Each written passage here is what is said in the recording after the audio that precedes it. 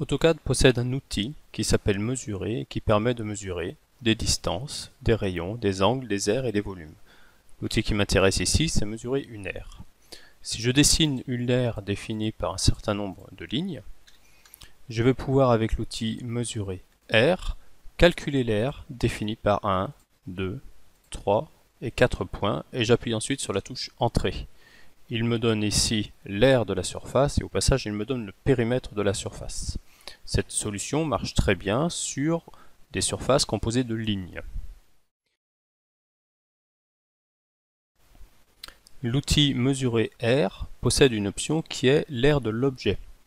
Si je prends par exemple le dessin d'un rectangle, qui est un objet car ce n'est qu'une seule entité, et donc c'est bien non pas 4 lignes mais un objet, je peux mesurer l'aire en prenant l'option O pour objet, et je vais demander à mesurer l'aire de cet objet-là. Et il me propose l'aire et le périmètre de mon rectangle.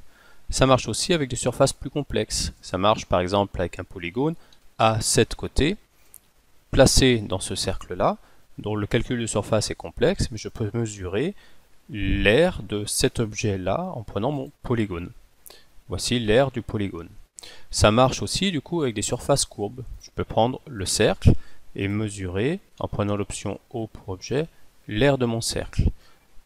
Je peux aussi mesurer la surface ou l'aire d'une ellipse sans aucun problème. Je trace mon ellipse, je demande à mesurer, O pour objet, l'aire de mon ellipse. Pour trouver l'aire d'une section complexe, l'idée est de créer un objet de cette section complexe. Je vais créer une section complexe en prenant les éléments que j'ai à l'écran. Je vais ajuster.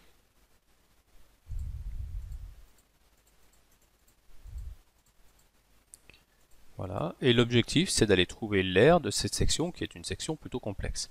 Le problème, c'est que j'ai un élément, deux éléments, 3, 4, et ça, c'est pas un objet, c'est une succession d'objets ou une succession d'éléments.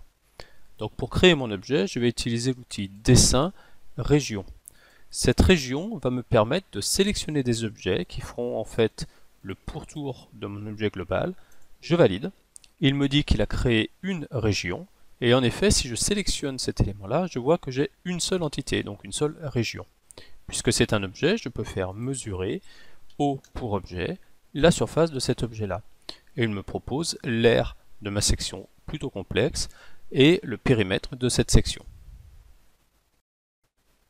Pour que cet ensemble ne se comporte plus comme un seul objet mais comme plusieurs entités, vous utilisez l'outil décomposer.